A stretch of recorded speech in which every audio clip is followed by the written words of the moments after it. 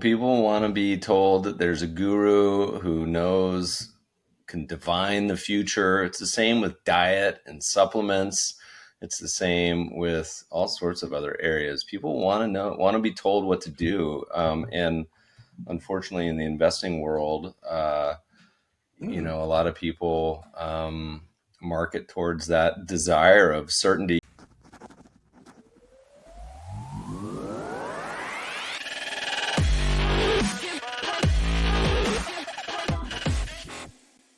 Welcome, everyone, to Resolve Riffs. We've got a man that rarely needs any kind of introduction when we're talking about being on the digital stratosphere of content. We have Meb Faber, the CIO of Cambria Investment Management, also the host of the Meb Faber Show and the progenitor of the Idea Farm, and basically the Joe Rogan of FinTwit content in the world that we live in. Meb, great to have you here. You can also find my on OnlyFans. How do you think that would do? Do you think we'd actually get any subscribers if we posted a little chart action? We just say the chart of the day. We might. You never know. You might get an entirely new audience. If we use some feet and we're creative, yeah, I think we can. Well, I miss you guys. This isn't quite the same as doing this in a radio booth in Cayman. I miss my chauffeur, Mike, who would drive me around the island, pick me up. We'd go wing foiling. I'm a little melancholy this morning being back here in Los Angeles, but good to see you guys, and hope the holidays, it's got to be a little weird being on islands for this time of year. But I've come around to 80 degree weather in December, so not so bad. Yeah, it's definitely not going to be a white Christmas, but I don't know how you guys doing. We're ready over here. We're pretty much shopping's done. The presents are wrapped and under the tree. My wife's a little. We are having a holiday stroll walkabout tonight in Manhattan Beach. So by the time this publishes, sorry listeners, you'll miss it if you're local. But we have all sorts of goodies and treats and cookies and wine. But if you miss this, listeners, you can come see us anytime in Los Angeles. We have an open door. Come say hi. Love it. And and Meb means it. So he does. Yeah. So we were just talking before the show, Meb, and you mentioned the Luthold report that you'd come across, that you had found some pretty interesting insights in. You want to dive in there first as we're chatting today? Sure. Well, Luthold is a little boutique asset manager based out of, I believe, Minneapolis. So the opposite of the Christmas we're going to have. And every month they put out a publication called The Green Book. If you can get it, listeners, it's always worth reading. It's like probably my favorite thing to read each month, but it's kind of a quant investor's dream, because they talk about things like asset allocation and strategies and portfolios and very esoteric trivia. By the way, my email research service, the Idea Farm, sent out a 75 facts of 2023. And did you know my favorite fact I sent out this morning, half of the world's cashews, otherwise known as the worst nut, are sold by Costco? Do you guys know that? Wow. No, I did not know that, but I have been guilty of buying those buckets full of cashews from Costco on many occasions. I signed up for a Costco account, which I have no interest in being a Costco member, because it's sort of my nightmare. I have no interest in getting, 75 rolls of toilet paper at once. But specifically because I wanted to try to buy one of their gold bars. They were selling gold bars on Costco, if you guys remember. I don't know if it was a PR stunt or real, but they sold out in like an hour. Anyway, so Luthold had a fun chart where they were talking about, everyone's topic of the year this year is the Mag 7, right? These large cap US stocks that are just ripping and pulling the market cap weights higher. And so a lot of investors that have been market cap weighted, congrats, drink some champagne, some Labatt's. What's the Cayman beer? I'm trying to remember. K-Brew. K-Brew. Have a K-Brew and celebrate and say, man, I was totally right for buying market cap weight. But they have a chart that looks at the annual spread between equal weight and cap weight for various indices. They look at it in the S&P. They look at it in Russell S&P, Russell Value Growth 2023 is either the second worst year ever or the third worst year for all three of those, going back for the last 30, 40 years. Some of them had happened, not surprisingly, in the 90s, where cap weight just stomped on equal weight or growth beat value. But one of the worst years ever, which I think just gives you a little perspective on kind of what sort of year we're having, where everyone's celebrating this great stock market returns. But once you kind of dig beneath the surface a little bit, broadly speaking, it hasn't been as good. It hasn't been terrible, but it hasn't been as good for the rest of the stocks out there. Yeah, and I've also noticed the drumbeat on the low vol type strategies has dimmed quite dramatically as well, due to the lack of performance, in particular over the last couple of years, as that market capitalization has intensified, leaving sort of the fundamental screens in the dust, if you will.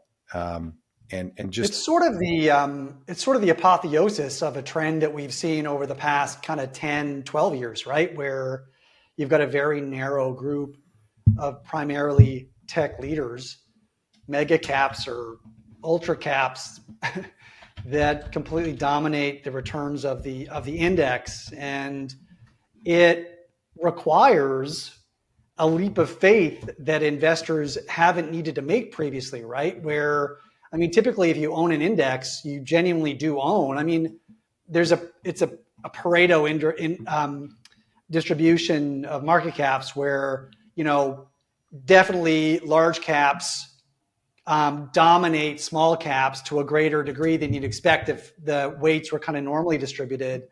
But it's taken on a whole new level. I know we saw something kind of like this back in the 60s, but I think this is a whole new level. And it requires investors to have this massive leap of faith about the prospects for these high price to sales, high PE tech growth stocks, because if they falter, they drag the entire index down with them.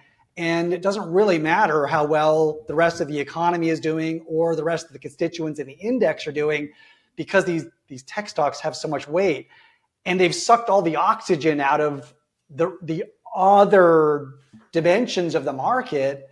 So any attempt at diversification has made you look kind of foolish, right? Made you look foolish over the last 10 years, and it's made you look especially foolish this year. And let's hope this trend doesn't continue. I need like one of these tech enabled, one of the biggest takeaways from my trip to Cayman was I need to level up my tech stack and AI game. Talking to Adam about his AI stack made me feel very inadequate. I need almost like a Merriam-Webster, like apotheosis, words that I'm going to have to Google after this episode, but I need to learn. I was loving I went on TV this week on Bloomberg, and the closed caption translated Meb Faber as Brett Favre, former quarterback. So Brett Favre, something about Mary, the chief investment officer of Cambria Investment Management. I thought that was really funny. So we're not quite there yet for the Turing test, but thinking about sort of this balance, imbalance. Another stat in this 75 facts from the Idea Farm was, Apple's market cap today is the same market cap as the entire stock market in 1990, which is kind of astonishing. The scale of numbers as we start to get into the trillions, it's hard to say, but that's the natural progression of the world, of course. Wow. But one day we could make a bet on who's going to be the world's first $10 trillion company. We have an old tweet that looks back over the years on, what was the first like million, 100 million, billion dollar companies all the way back. And I think Apple was the first trillion. I can look it up while we're talking, but I think so. Yeah. But we were thinking yesterday as I was chatting to look, the U.S. We've been talking about this for a while, talking about how you want to be diversified globally, and someone said, but Meb, international investing has not worked for the past how many ever years, 10, 15, 20, 40, whatever. And I said, let me be clear. What you're actually trying to say is international investing for Americans has Right. not worked for the past 10, 15 years, because for the other 44 out of 45 countries, it's worked splendidly if you look past 10 to 15 years, because you diversify globally. So one sample size out of 45 is not a good batting average, right? Like what you want to be saying is, hey, maybe it works most of the place most times. So you've actually validated the point of being diversified globally.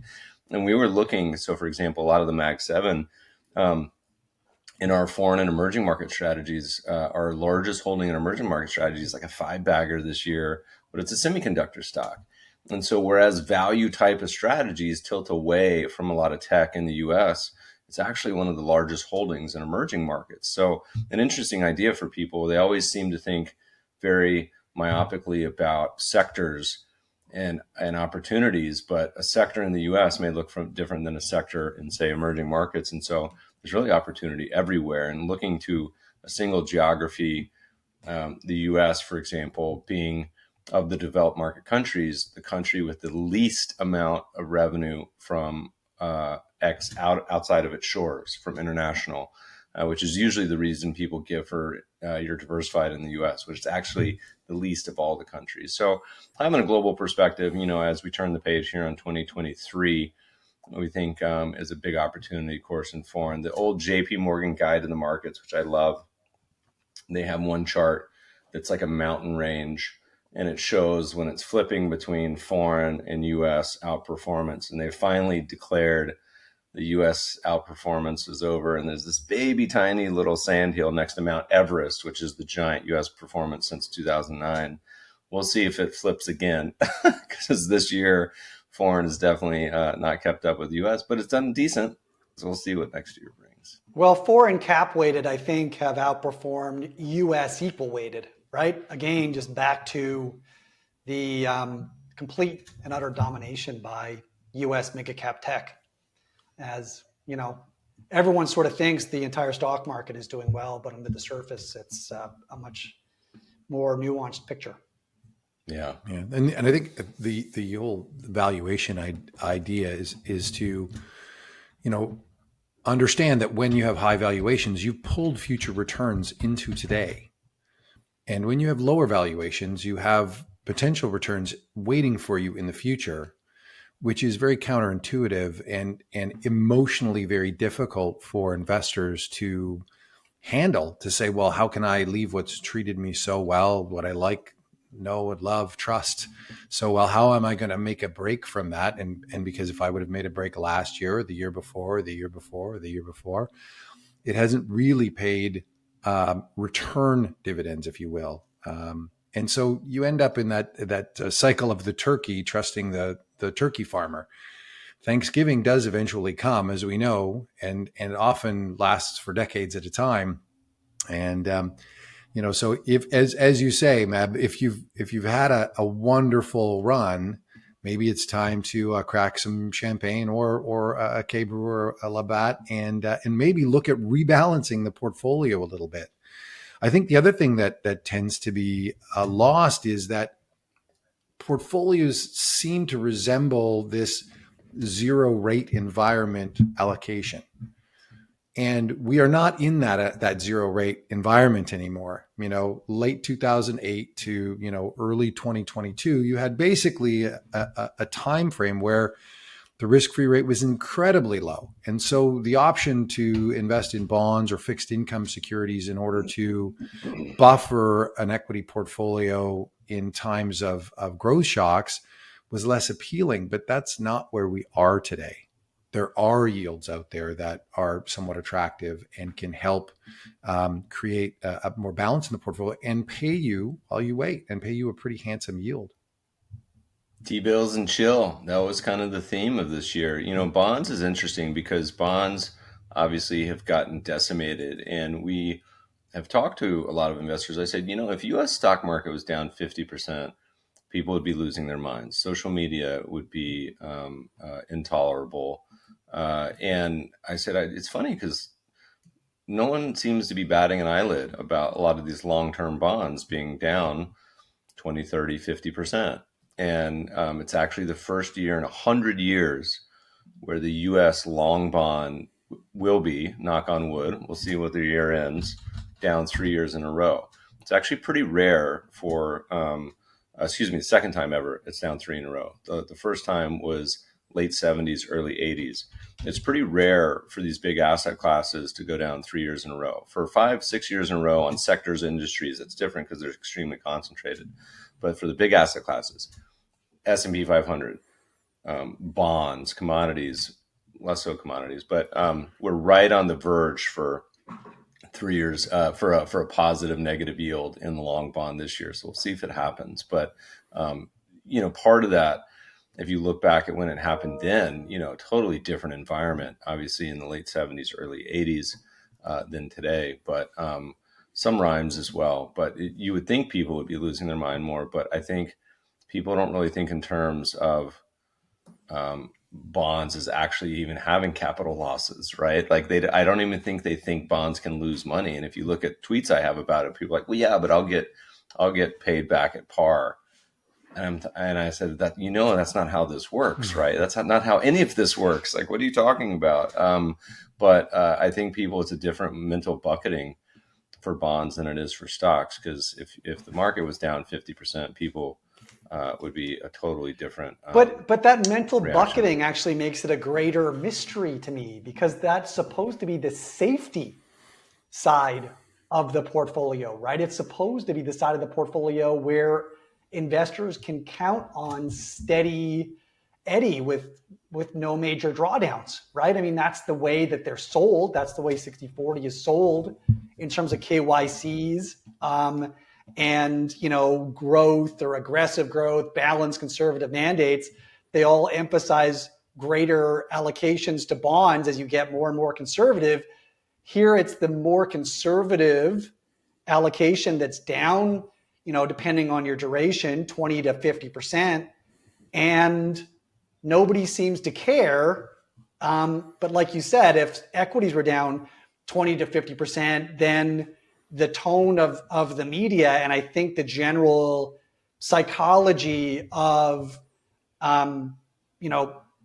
just people operating in the economy would be in the toilet. Like, it really is a really strange mystery. Do you think that's a function of them reducing exposure to bonds over the 10-year, 12-year period between 2008 and 2022, so that many don't have that much exposure to bonds anymore? Is it an 80-20 I think world? the vast majority of investors don't rebalance to target. I think they kind of let their portfolios float. So if you look at one of my favorite charts, what the eponymous Jesse Livermore said was the best stock market indicator ever, but it's the percentage of assets allocated to stocks and households. And you can run this back since like the 1950s or something. And there's two peaks on this. It's the nifty 50s when investors put about half in stocks, and then the 2000 bubble, and then crash back down during the internet bubble, and then GFC, and then rip right back up during meme stonk era. And if you invert that chart, it is like an absolute perfect future decomposition of returns. Like, it has the highest correlation, R squared, whatever you want to call it, to future returns. And all it is that investors let their investments float. So the reason it got high is because the price went up. And on aggregate, right, that's what most people are doing. And so if they have less in bonds, it's largely because stocks have gone up as a percentage. I don't think mentally most investors were really doing the hard math on allocating less to bonds. I think people still on aggregate were buying them. It didn't make a whole heck of a lot of sense, but what you do see now is actually the opposite of what I'm saying. Certainly people are behaving with their cash.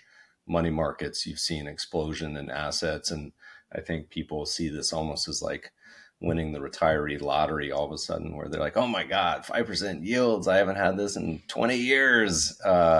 People were, it hasn't really caused any competitive sucking out of the market cap weight of the U.S. yet, but it's certainly you've seen the flows in those type of funds and accelerate. Yeah, no, it's crazy.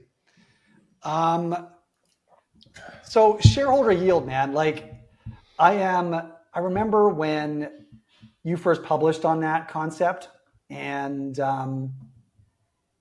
it was over a decade ago, and I'm pretty sure you were banging the drum. It was your favorite way to sort of combine the concept of value and quality, and you've written about it many, many times since. And lo and behold, miraculously, as you look across the graveyard of back-tested strategies that have gone live and disappointed, this has been a pretty amazing success. What do you think makes the concept of shareholder yield so timeless? And do you think that a small part of me thinks that it's kind of gotten better over time for certain structural reasons. Where are you on this concept today? Yeah. So if you were to go back, the late great Julian Robertson of Tiger, said his advice to a young money manager said, "Hey, I have some advice. I'm starting a fund. What advice can you give me?" He's like, "Be really lucky," meaning like in the first year, get great returns, and everyone will think you're a genius. I think I've certainly put out my share of research. Other investors have called me the king of back tests, which I think was meant to be derogatory, but I take it as a compliment. And I think it's one thing to put out a bunch of research, and I think it's another thing, obviously, with real time and real money. And our shareholder yield strategy, the domestic is over 10, almost 11 years. The foreign actually just hit a 10-year track last month, and the emerging will hit one here in the next year or two. You start to get into decade-long periods, and you start to get a fair amount of data to look at. There's a great Ken French of the famous French Fama pairing quote where he's like, investors always ask, we had an institution recently driving me absolutely nuts, was getting really upset because they allocated to some of our strategies September 2022, which I think, if you can recall, was basically, or October, the bottom of the S&P in this cycle. And I try to use my famous quote with them. I said, you know how many times over the past 20 years someone has come up to me and said, "Meb, I bought your fund, I bought your strategy. It's done terrible relative to what we were expecting, and so we're going to have to sell it, or we're going to have to redeem," whatever the word is. I mean, hundreds of times I've probably heard this.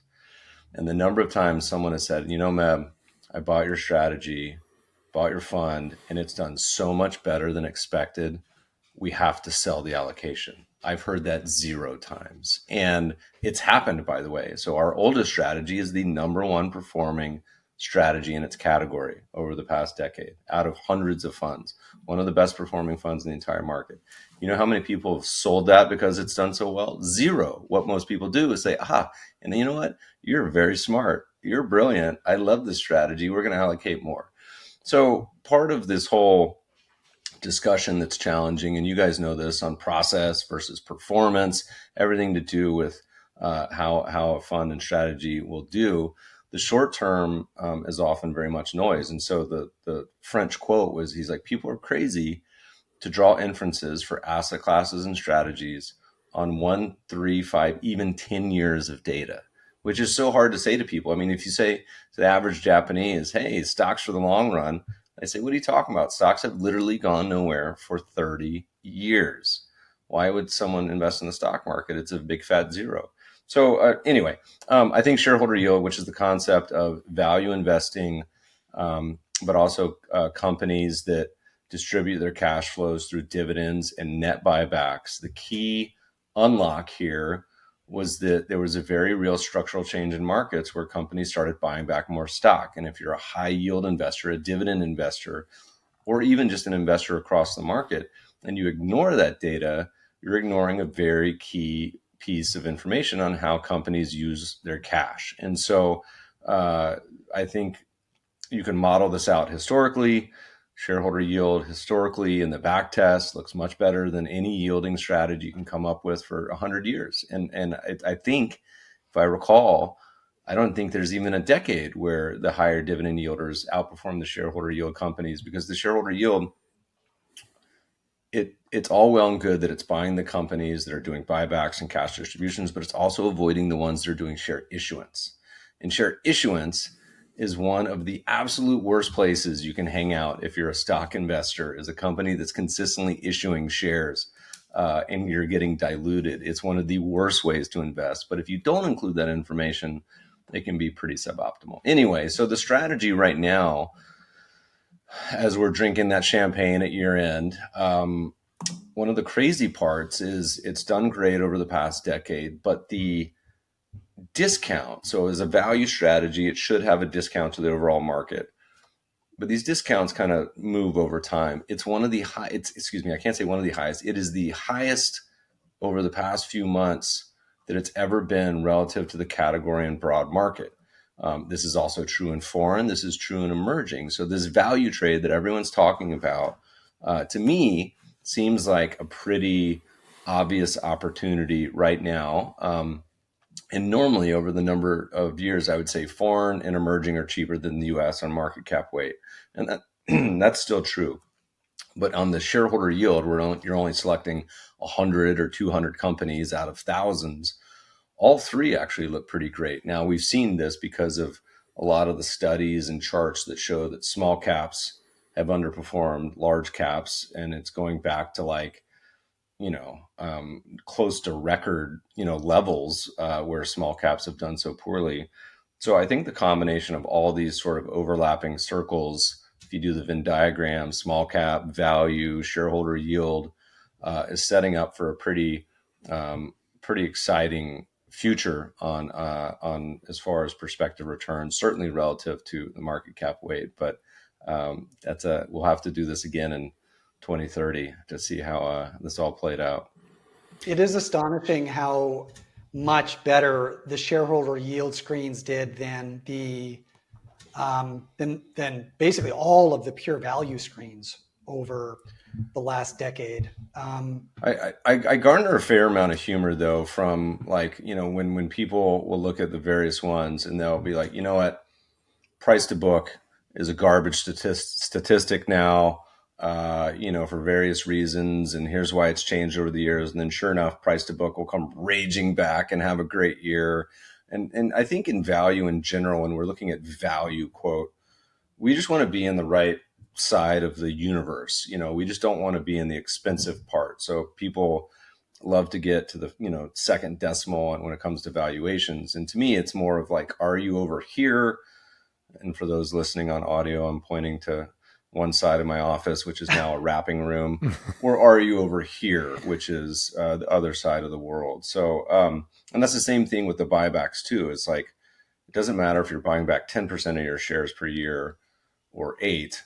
It's, are you buying back 8 or are you issuing 5% a year? And by the way, all three of these, when you screen, you end up usually with a low double-digit shareholder yield for stocks coming in. And so let that sink in. Most companies in the US stock market's 2% dividend yield. So if you think you're getting a 2% net yield versus high single digit, low double digit, that is a massive spread. And on the buyback side, assuming if the stocks are trading below intrinsic value, you're getting that arbitrage where you're buying the stocks cheaper than those selling it. So I think particularly in this cycle, we talked about this at dinner and when I was down there, but certainly my neighbors here in LA and up in San Fran, the tech space has been just absolutely going nuts with share compensation this past cycle. And so avoiding those serial diluters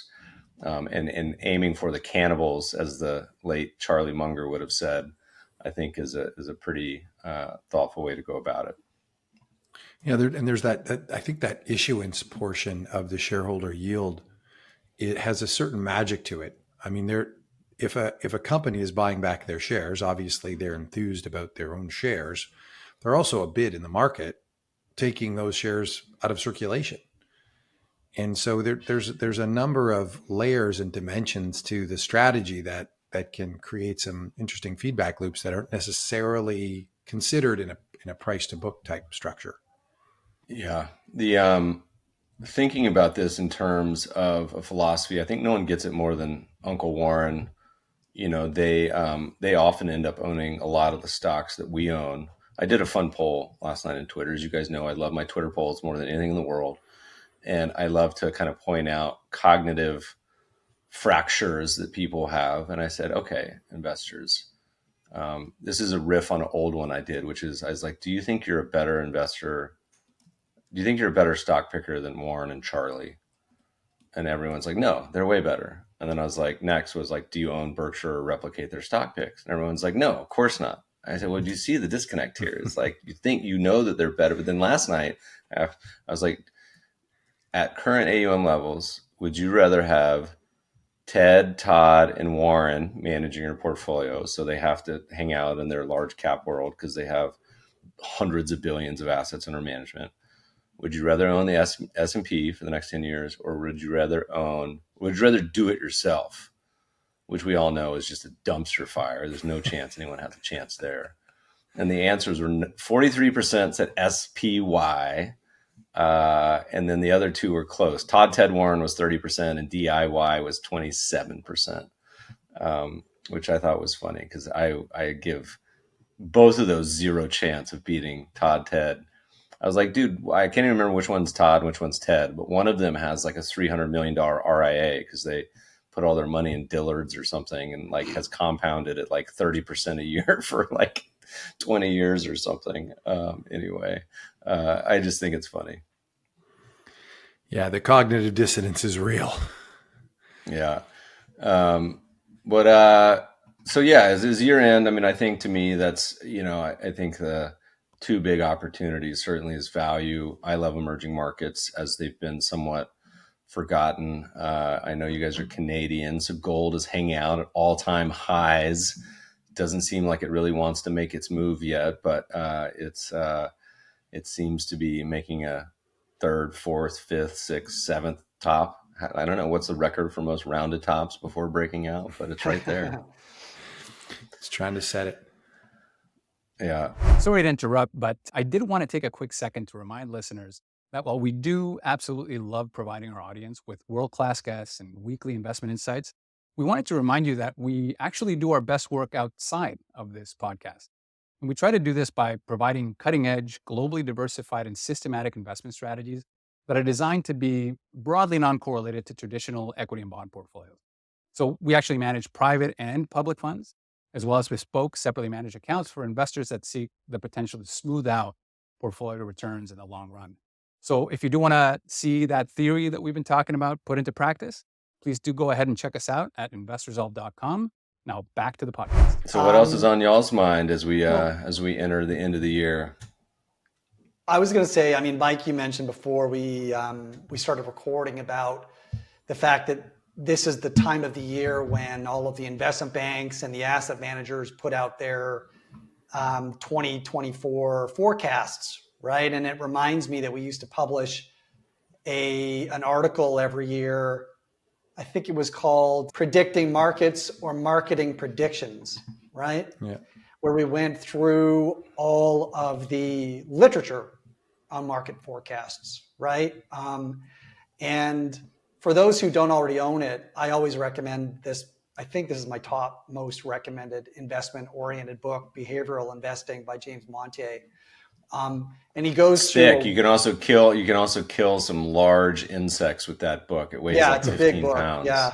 Well, I love it because it covers kind of both of two of my big life passions, which is psychology and markets. Right. The first half of the book is about cognitive biases, and it runs through dozens and dozens of studies and their implications, just to daily life, but also to how we should approach markets. And then the back half of the book is a survey of, dozens of papers on reviewing all the academic evidence on different approaches to investing, systematic approaches to investing.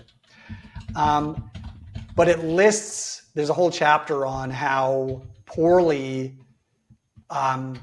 we are in general, the investment banks, the biggest asset managers, et cetera, supposedly the people with the greatest resources and the largest incentives to do a good job of forecasting, just how badly they do.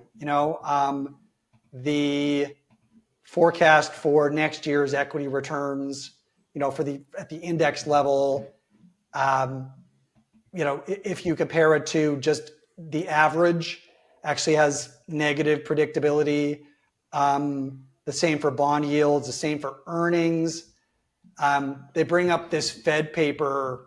I guess Greenspan was Fed chairman for a couple of decades. They have, and the Federal Reserve banks, all the economists need to give their estimates of where they think Fed funds rate's going to be 1 quarter from now. And they studied the calibration of these economists making these quarter ahead forecasts for Fed funds rates, which the Fed directly controls, and discovered that over Greenspan's tenure that their forecasts actually had a negative prediction slope. So if they said that they were going to go up, they went down, and vice versa, right? But it's like catnip, man. People want to be told that there's a guru who can divine the future. It's the same with diet and supplements. It's the same with all sorts of other areas. People want to be told what to do. And unfortunately, in the investing world, a lot of people market towards that desire of certainty. I went on TV, and I don't think anyone caught this week. My son's favorite thing to do is he gives me a word to work in. And this was my greatest challenge yet, because this week I was like, Anton, what word can I work into TV? And he goes, Mamma Mia. I go, Mamma Mia? How am I going to possibly work in Mamma Mia? Anyway, I got it in, but that wasn't really the point. Yeah, no, because we were talking about sentiment following price. And I said, people aren't going euphoric about Chinese stocks. In fact, Chinese stocks are down like 20% this year. No one's going crazy about Italian stocks screaming Mamma Mia. And I just kind of went on. And I think these anchors at this point, it's Meb. Like we just tune out as soon as he comes on and check in 5 minutes. But I went on, and they were talking about markets and predictions and everything. I said, you know what?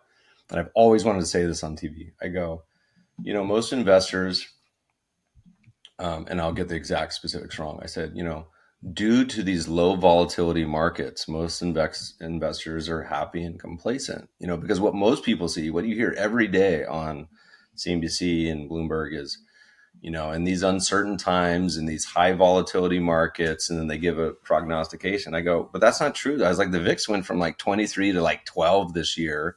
Markets are up. Everyone's fat and happy. So I've always wanted to say that, and they didn't give me any acknowledgement. I was so sad about that. But I think part of this is, this whole forecasting world. I mean, people want to hear it. I think it's useful to still think through less from like, will we get this right? And more trying to drill down to most investors, the range of craziness of what can happen, right? Yeah. Is it like, here's a forecast, at least mentally think about what it's like if the stock market does 3% for a decade. Because as we know, in relationships, in life, in work, the worst thing that can happen is your expectations are here and they don't meet reality, right? Like, it's where the main mental meltdowns happen. And I think if you expect 17%, which is what people were expecting 2 years ago in the surveys for US stocks, and you get, 5, and you're actually really counting on that, it's a problem, super problematic. So, I think it's useful less from what they do, which is, hey, we actually think this is going to happen, to, hey, here's what could happen. Yeah. Thinking through what's plausible. plausible. That's what, I don't think that's really the angle most people go with it when they're publishing those. I think the most useful annual review, I think, is the Dimson Marsh Credit Suisse yearbook, where they update the very long-term returns to markets around the world. And I know you study that, perennially. I have as well for many years. I think actually I stumbled on it many years ago through one of your Idea Farm emails. Yeah. But, the other thing that comes out of that as you sort of look at the long-term global equity risk premium, how equities and bonds do in different regimes, right? Regimes of high or low inflation, et cetera, is the importance of diversification and the, a deep internalization of the concept of deep risk, and of course that motivates one of the Bernsteins. Which one was it? The Against the Gods? Yeah, Against the Gods. Peter Bernstein, Yeah. right? Is it the one that's alive or the one that's dead? Yeah, Because I think it's Peter. Peter, Peter, I think. Peter Great book, by the way. Yeah, amazing. Yeah, I agree. But he said diversification is a hedge against our ignorance. It's not quite right, but it's something along those lines, right? But all the lessons that you learn, the more you know about deep history and the importance of and deep risk and the importance of diversification, the irony is the dumber you've looked over the last decade or so, right? Like the more you know, the dumber you look. I always say it's not the triumph of the optimists so much as it's the triumph of the ostriches. Dude, that's great. That should be Butler's next book, Triumph of the Ostriches. Yes. Or at least the name of a piece. There's a blog. Is there? Yeah. I love it. Yeah. That's so good. That's so good. I gotta find that, dig that up. That's such a great title. But it's true. But like, look back. That's what's so great. I love that book. I wish they'd write an update to it. Although the yearly updates are free, but the actual coffee table version, because you flip through and you're like, just how much crazy stuff has happened in this last 200 years of markets. Like, I mean, looking at how many markets have straight up gone to zero, whether it's through the equity, whether it's through the bonds, or essentially gone to zero when they went down 80, 90%. I mean, the US had this in the Great Depression. And so you have this perspective and you come around with a profound takeaway, which to me is you want to diversify the heck out of your investments, and going all in on one country or one asset class or even one style is the most nonsensical thing. And you guys have a great local third head of the Hydra to kind of give you the very real perspective here when Rod talks about Latin America and hyperinflation and very personal experiences with this. Most Americans, they haven't experienced, I mean, we've had a couple light bear markets in the past 20 years, down 50 in stocks, and we're getting slapped around in bonds a little bit now, but nothing like we've had in the past, but also that many other countries have gone through in the past 20 years. You ask the average Greek or Brazilian or Russian investor how smart was it to put all their money in their own country, and they'd be like, hell no, are you crazy? That was a terrible idea. I should have diversified globally. But that's the way this goes, right? Yeah, and I don't know what the right solution is, because it just doesn't pay to do the prudent thing based on a long-term understanding of that kind of risk and the importance of diversification, right? It's, everyone's gonna always chase the hot dot, and it's like the cat videos where the guys have the laser and they're moving around and the cat just leaps from one place to another to chase where the dot is going, and it's you do love your cat videos. One of my biggest requests of 2023, soon into 2024, is I need a Adam Butler AI course. I downloaded Perplexity Pro now, so I'm paying for it, and I literally haven't used it yet. So you're hitting my credit card bill, with no value. and I don't know what to do with it. So I need that's my New Year's resolution, is to figure this out. You But just have to get in the habit of going to Perplexity instead of Google whenever you want to search for something. Yep.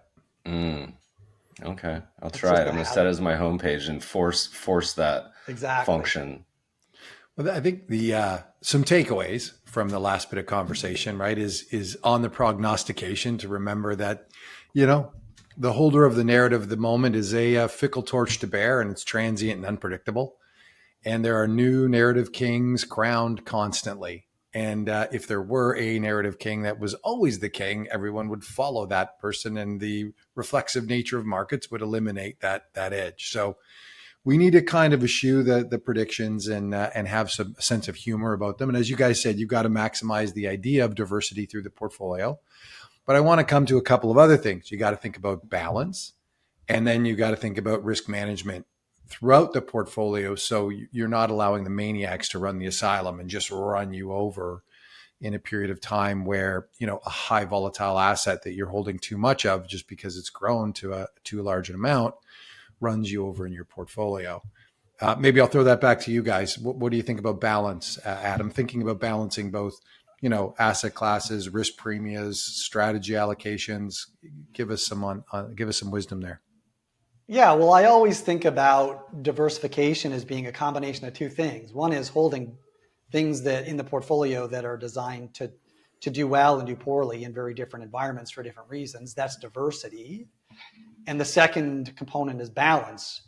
And you can have all the diversity you want, but if those diverse assets are not held in reasonable balance, then the unique properties of all of those different moving parts are not able to emerge, right? So if you hold a 50-50 stock bond portfolio and you sort of use an x-ray, like a statistical x-ray, to examine the amount of daily, weekly, monthly, yearly changes that are derived from the stock component versus the bond component, you'll see kind of 80 to 90% of it's driven by stocks, right? So the bonds, they're designed to do something different for different reasons, but they don't have any opportunity to provide value in terms of their diversity because the portfolio is out of balance, right? So, and then the more components you add in, gold, commodities, factor tilts, return stacking, all that kind of stuff. The diversity is fantastic, but most people really only pay attention to adding diversity, and their portfolios end up still being profoundly out of balance, and they don't actually get to take advantage of the diversification opportunity that was available to them. I don't know if you've got anything to add to that, Meb. I do. I have lots to add. When we had a espresso coffee in Cayman, I was directing you to a paper. One of the things that we haven't mentioned at all, which to me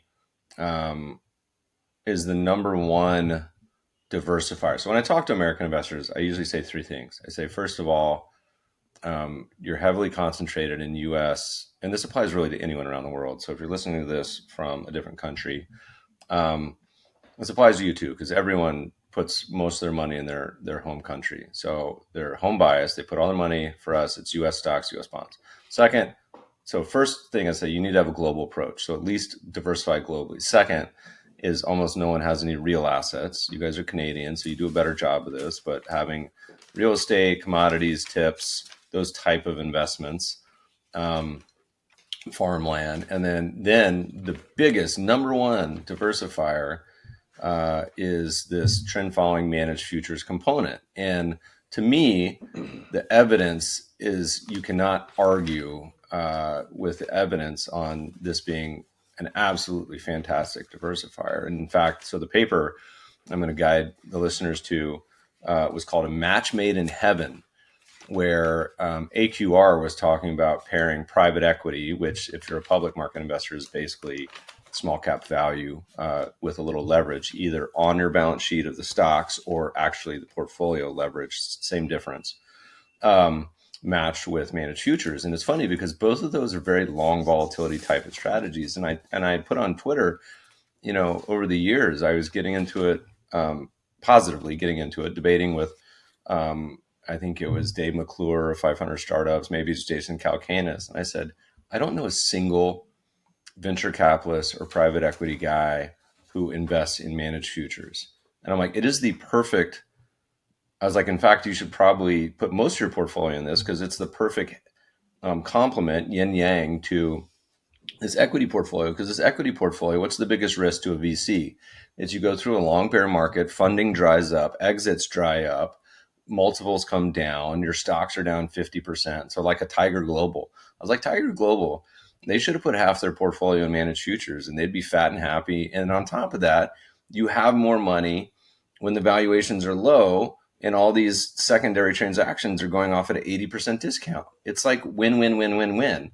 And I said, I don't even know how many institutions do this where they pair their venture capital portfolio and private equity with a big, huge managed futures trend following chunk. And they should. And I think we've been on record many years, and this is what we do with our public funds. Our flagship allocation, the default allocation is half in trend and managed futures, which I think is certainly more than anyone I know in the country.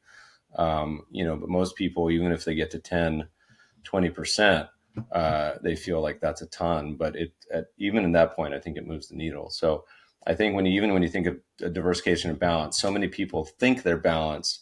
And last year wasn't that long ago, one of the worst years ever for 60-40. That was last year. Yeah. I feel like we've forgotten it already. But balance means more than just stocks and bonds. Now, bonds at least got a better yield now, but stocks are still on the pricey side. I think you nail it there. You have to have the diversifier in size. It has to make a difference in the portfolio. And having 5% is not going to make a difference potentially. So now this becomes challenging to navigate through compliance departments as well. So that is a slightly different avenue to pursue. But, it is a thing where coming back to balance and allocation to the different assets that you could invest in, and the strategies that you can invest in, and the low correlation, the low correlated nature of trend following as an example, you still need to have size. It still needs to be, 20%, 30%, 40%, and not in one manager, but in various managers and different approaches. What do investors say when you tell them that? They'll say, sure, I'm going to put in 40%. No way. No chance. They were going to put in 5. And if it does well, then they'll up it to 7. We keep and then hearing that 2009, they'll go all in. The maximum tracking error that most investors or most advisors will tolerate, because it's just too much trouble to deal with investors with higher tracking error, is about 3% annualized, which works out to kind of 15 to 20% in managed futures on a 60-40 portfolio. So, I think that's kind of why people settle in the 10 to 20% range, because, on the years that managed futures underperform, then, their investors underperform by 2 or 3%. And apparently that's intolerable, despite the fact that, obviously there are entire decades where equities or bonds profoundly underperform. Some of them where equities or bonds underperform T-bills, and where managed futures have the potential to deliver double-digit annualized returns. But, the equity focus is very hard to overcome.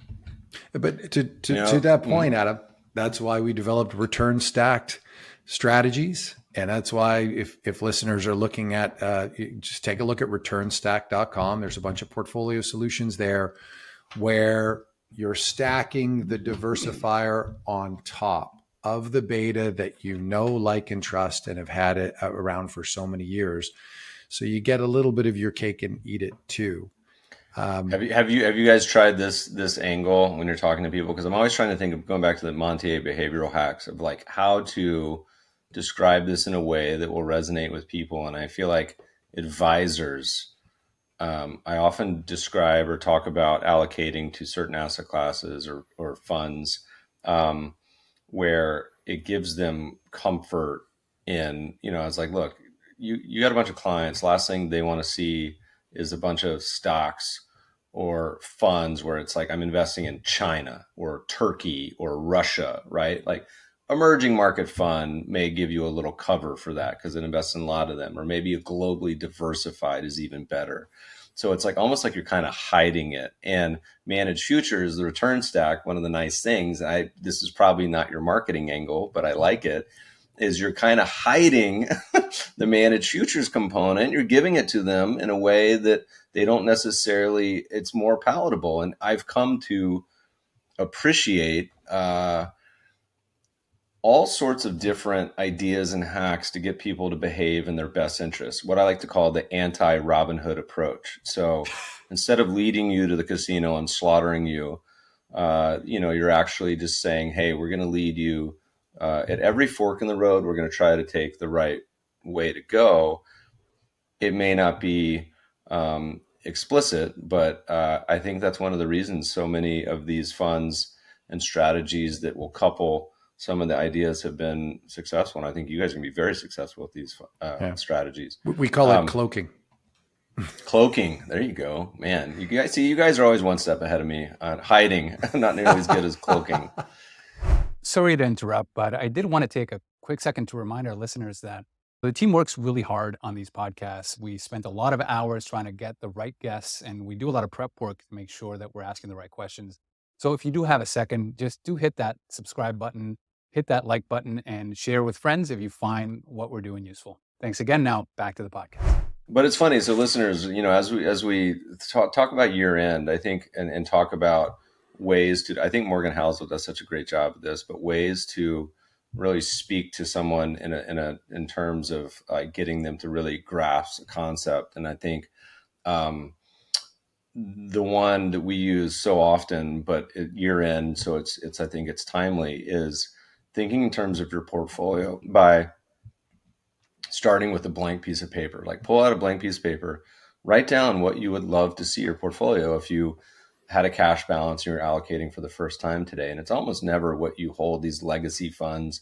We look at so many of these legacy funds that have been absolutely atrocious over the years, and people keep them because you buy something, you just sock it away. And so the analogy we give is going into your garage.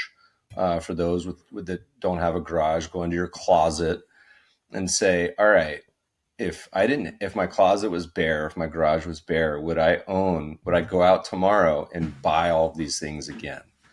And the answer is no chance, right? All these clothes, all these old things that you just squirrel away in your garage. I mean, I have a mental picture of all the things I have in my garage currently, and I've been talking about this for like 3 years, and we renovated our house, so I have no excuse. The broken driver, the busted up lawnmower, dude, all of it. And so I think it's a good analogy for funds and portfolios where starting from a blank slate, I think is a really thoughtful way to go about it mentally, getting rid of the clutter, the Maria Kondo approach to portfolio management. That's a brilliant thing to do at this time of year. I wonder, guys, are you finished on that topic, Meb? Because yes, but I could always go on for hours. I'm never finished on a topic. I'm more of a pausing on a topic. Are you done, Meb? No, not done. I love the analogy. Watch this. This is a typical Meb conversation. I'm going to engage in a topic we started 50 minutes ago. I'm just going to read to you guys the top milestone U.S. companies. First $1 million company, Bank of North America. I don't know if that stock still exists. I don't think so. First $10 million company, Bank of the U.S. First $100 million company, New York Central Railroad. First $1 billion company, AT&T. First $10 billion company, GM. First $100 billion company, any guesses? Microsoft? General Electric. Microsoft. GE, of course.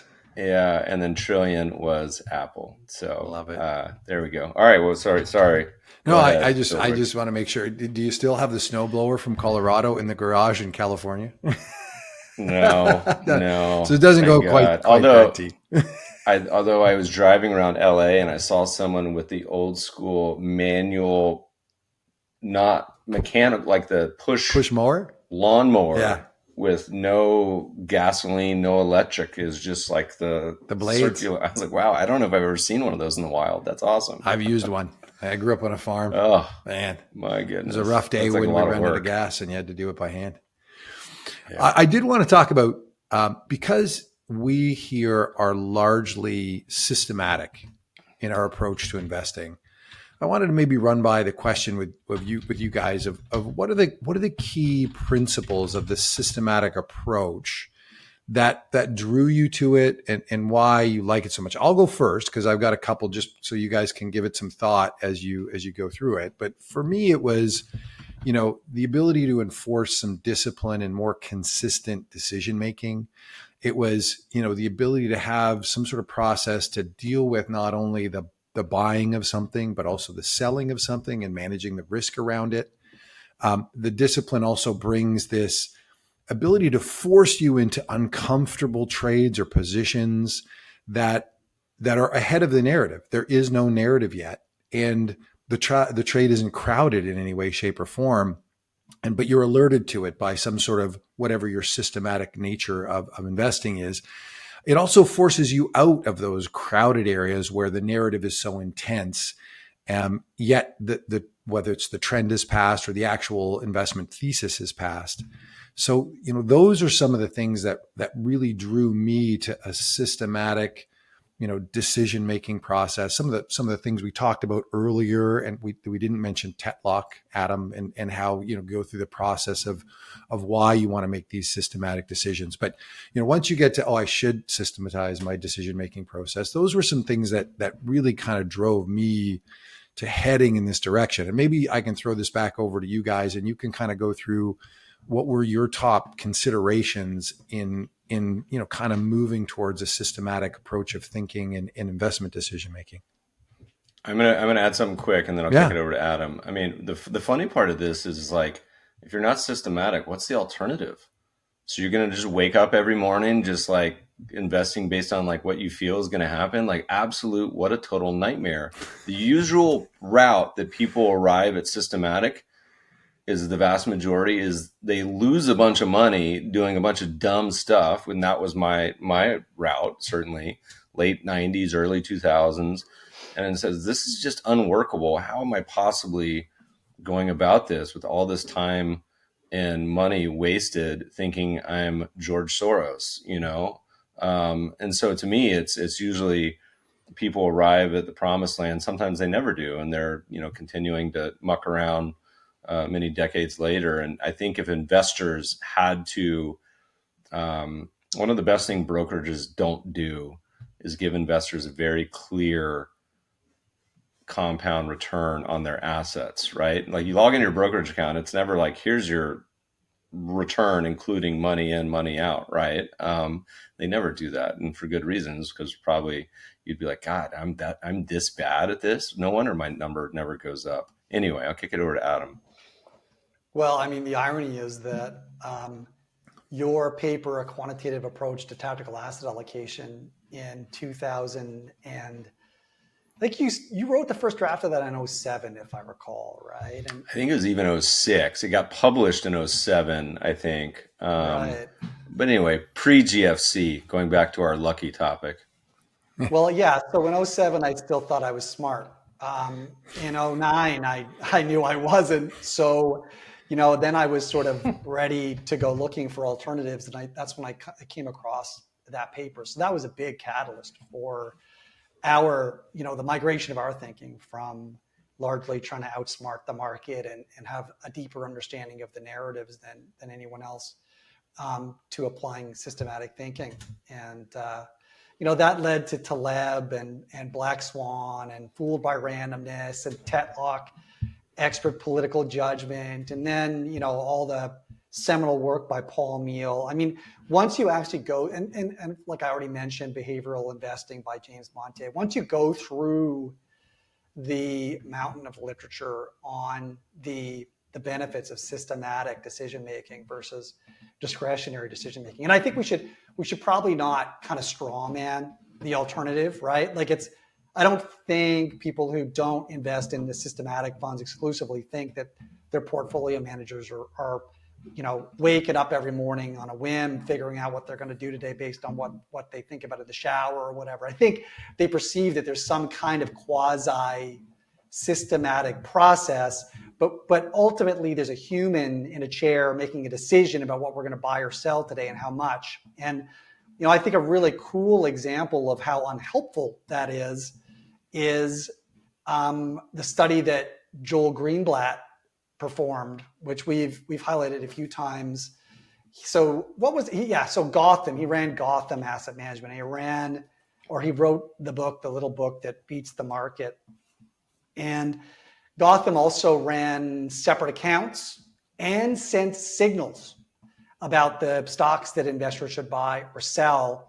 And as a result, they were able to study the outcomes for investors that just handed over the money and allowed their algorithm to do all the buying and selling for them versus those that received the signals and then used their own discretion to determine which recommendations they wanted to take and which ones they wanted to ignore, et cetera.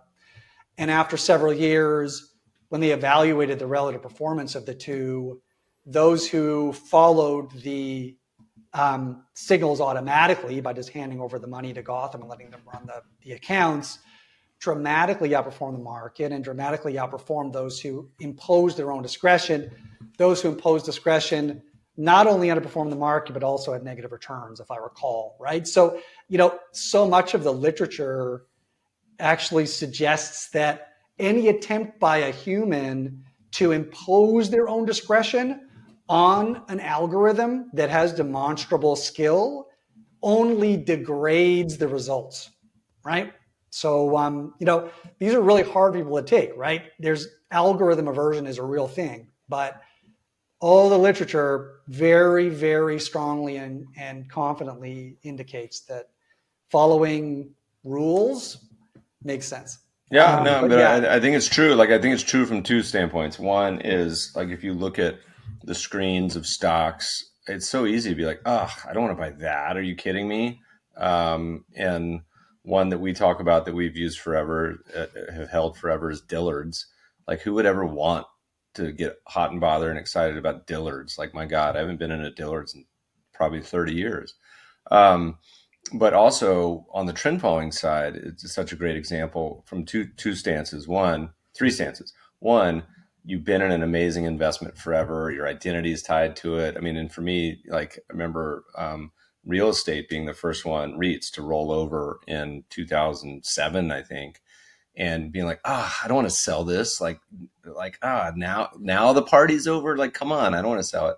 Ditto on the upside is often when, like, markets are down, and my predisposition is to be like, in a bear market, be like, oh, this is going to get much worse, and then getting that buy signal and be like, this doesn't feel like this is over yet. And then the third one, which I think is probably the hardest of the three, is you've had, like, here's gold. You've had like 3, 4, 5, 6, 7 losing trades in a row, where it's like going up, you buy it, it goes down, you sell it. You're going up, you buy it, and you're just like chop, chop, chop. And the next thing you know, like, you're like, you know what, I'm done. I'm not taking this. I'm done with this. And then boom, it goes to like 4,000, and you probably then buy it. So those are what's hard about it. And if you leave that to your own devices, you are never going to pull the trigger. And this also applies to stocks too. I think with people who, even if you are discretionary, we talk a lot about this, particularly with private investments too. I say you got to think through what's going to happen on the downside. So if something goes down 20, 40, 60, 80%, like, what do you plan on doing with this? But it's also true from the upside, because so many people, you get a double in the stock market and you're like, I am hot stuff. Like, I'm going on a vacation in Cayman. I'm buying a new house. I'm buying some new clothes. But like, every 5, 10 bagger, or even 50, 100 bagger was once a double, and people, Jerry Parker's got a great quote that I'll probably massacre. He's like, people are hopeful with losses and fearful with gains, where, like, they want to book these big wins, but trend following and other ideas, like, and this is one of the reasons that a lot of times private investing is at least helpful, because you can't sell it. but it keeps you in when the big life-changing generational wealth can happen. And I see it all the time, even in some of these private markets. Like I've invested in some startup companies where I watch unfortunately, in some cases, these are SPVs where a syndicate lead has control over the reins, and they'll have a big return and they'll sell out on a secondary. And I say, look, that's not really your job to decide when you want to, I mean, in my opinion, to sell this out. Like you're supposed to distribute this when it goes public or M&A. And so, but they want to book some compensation. They want to book some carry. They want to take their gain. But in very recent example, I had this happen where 95% of the return, it would have been a 10x from where they sold it, right? And it's frustrating because people picturing the upside too is equally as hard as thinking about the downside. Sorry, Yeah. got a little long-winded on that one. Yeah, no. I mean, but the general take, right, is that you can't help but inject your own views and feelings and ideologies, et cetera, on your own decisions. And so I would argue it's basically impossible unless you are broken in some other ways, psychologically, to be able to completely disassociate your own personhood from your decisions in markets. And most of the time, what happens in markets is not perfectly aligned with your own belief system and how you're feeling, et cetera. And therefore, making decisions informed by that are counterproductive. So, systematic decision making all the way. Love it. Well, we're over an hour. You guys got anything else that's hot to trot in your? I'm just warming up. Yeah. We should have done a word cloud and see when certain topics come up over the course of the hour that we should have picked like 3 words that we thought the others were going to say, because I feel like we've covered a lot. I haven't said CAPE ratio. Buybacks was early. Maybe I did say CAPE ratio. I can't remember. I don't think you did. But we've worked in a lot. Do you guys have any, as you look out to 2024, anything you're working on, any ideas that got you excited, got you frustrated, that you're worried about? What's on your brain? I think the return stacked suite is rolling. I think that's going to be a point of focus. The adaptive asset allocation rolling continued to carry on its way, and we hope that that dispersion may return and provide opportunities for profiting in ways that aren't traditionally stock and bond profits, which will increase the value of the products we produce for people to add them. And hopefully what people can do is start to think about that now, given the discussion we had today, and whether it's our products or somebody else's, right? To start to think through the champagne parade they've been in, and maybe, start to look at value, start to look at tilting the portfolio a little bit away from what's worked so well. I'm not sure why I think about this every time I hear return stacked, but Sir Mix-a-Lot, singer rapper of the famous Baby Got Back, you feel like you could get a spokesman, maybe get him to do some jingles, or maybe some AI, Baby Got return stacked. Yeah. I love it. What's on the docket for Cambria and Meb? We're launching a few new strategies I can't talk about publicly by the end of the year, but you can call Cambria, my day job, to track those listeners. We got a few research pieces that I'm kicking around. Started thinking a little more about the various and myriad types of fixed income and how they play a role, and when it's thoughtful to invest in those and thoughtful to avoid them. It was such a weird time in bond markets for the past 5-10 years, having zero and negative yielding bonds.